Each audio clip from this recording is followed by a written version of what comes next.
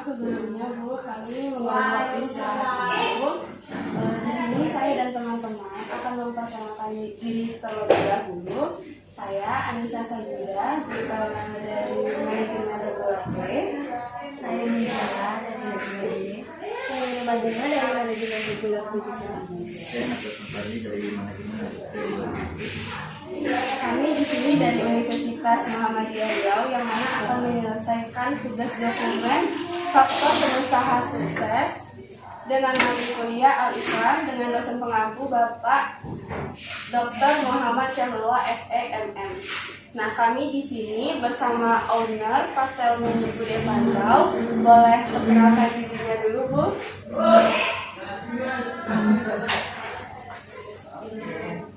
Saya Istiana, owner dari Pastel Mini Bude Pantau.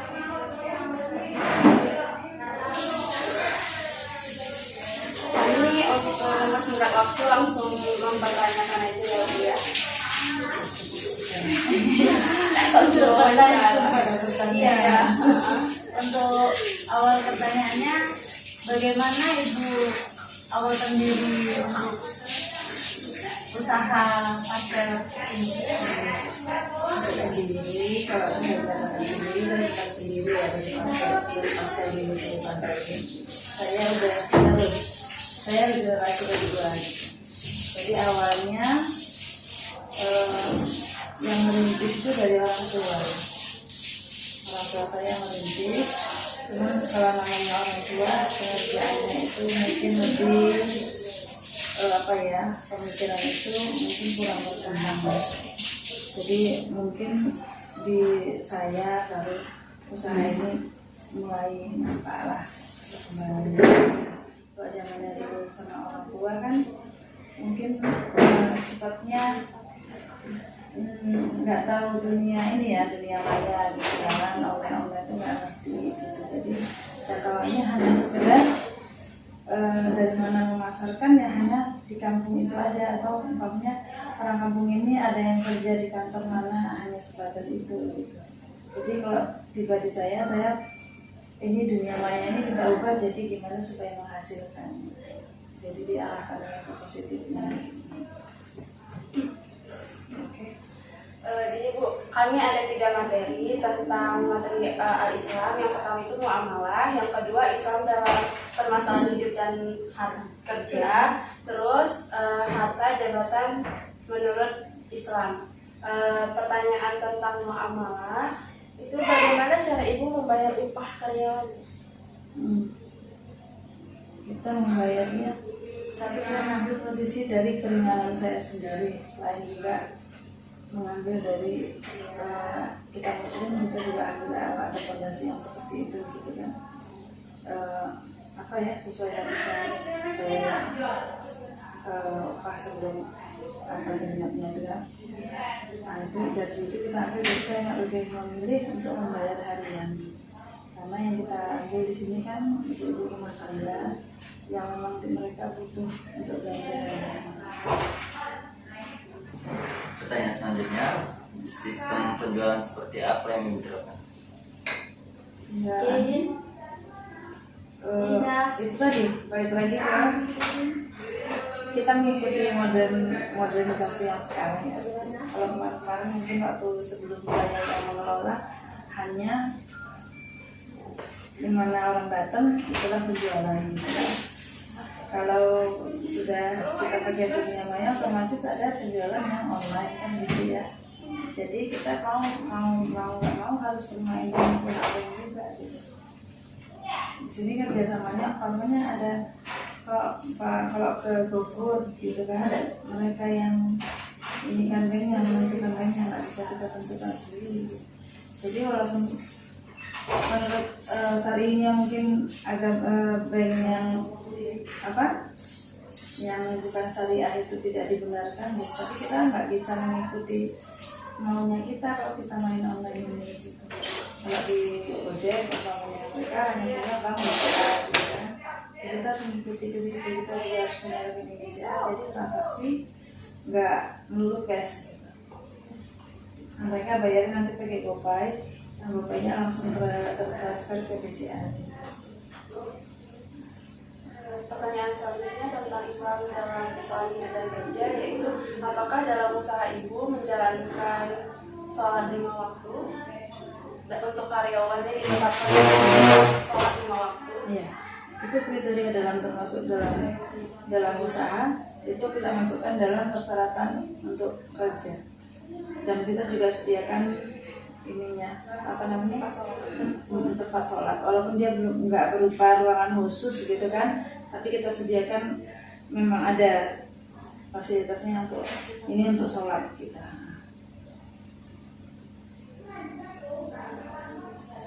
Dan bagaimana menurut Ibu tentang harta dan jabatan sebagai amanah dari Allah? Harta dan jabatan Ya. sebagai amanah, ya.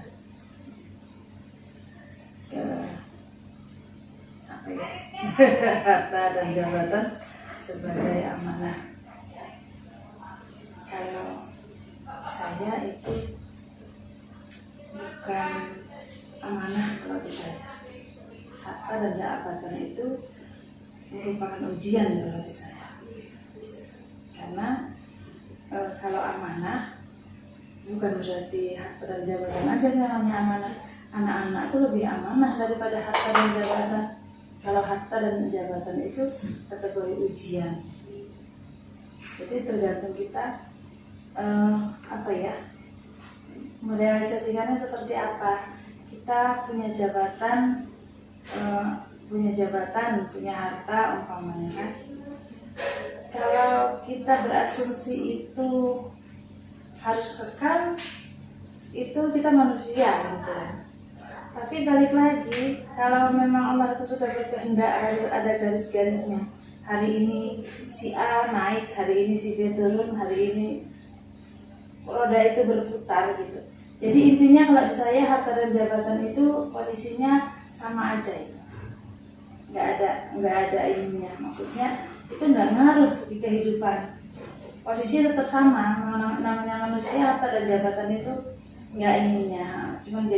Cuman kita gini ya, kalau kita posisi di atas, ya alhamdulillah, di bawah juga alhamdulillah. Kalau saya intinya tetap aja hidup itu belajar untuk ikhlas. Apapun kejadiannya ke depannya, harus tetap belajar untuk ikhlas. Karena ikhlas itu nggak bisa, saya ikhlas, padahal kenyataannya saya bilang ikhlas itu masih tetap harus dipelajari. Kadang kita bilang ikhlas itu artinya nggak rela loh.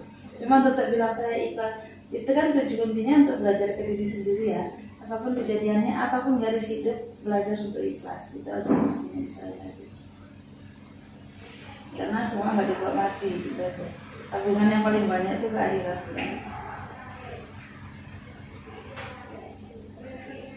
Pertanyaan selanjutnya, bagaimana sikap ibu dalam pendayagunaan harta dan jabatan di jalan Allah?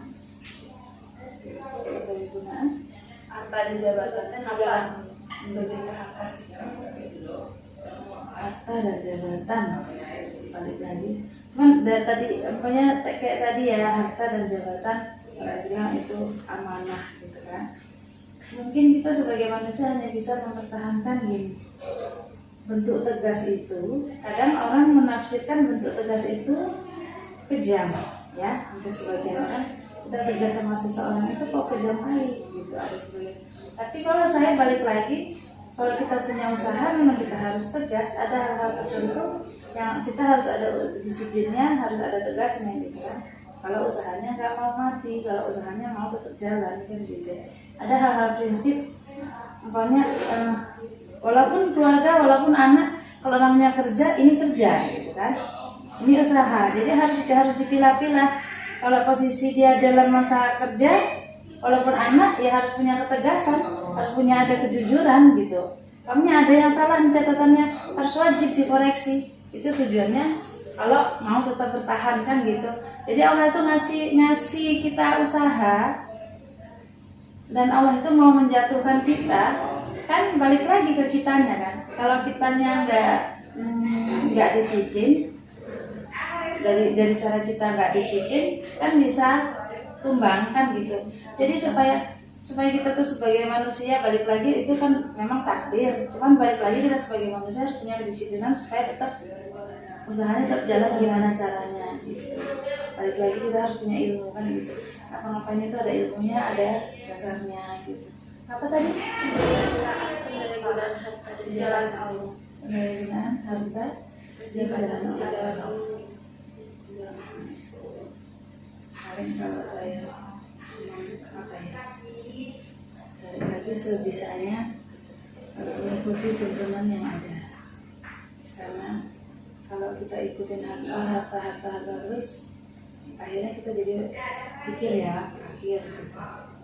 Tapi kalau kita ingat itu tadi, balik lagi, sebanyak apapun uang yang kita pegang, kalau kita nggak ada infak gitu, nggak ada tabungannya untuk akhirat gitu. Karena dunia itu kita tinggal, yang rebutan yang ditinggalkan ya kan, yang ditinggalkan belum tentu bisa mengamanahi lagi gitu. Jadi lebih baik yang kita ini kan yang tabungan untuk jangka panjangnya. Jadi lebih banyak, mungkin lebih banyak berinfak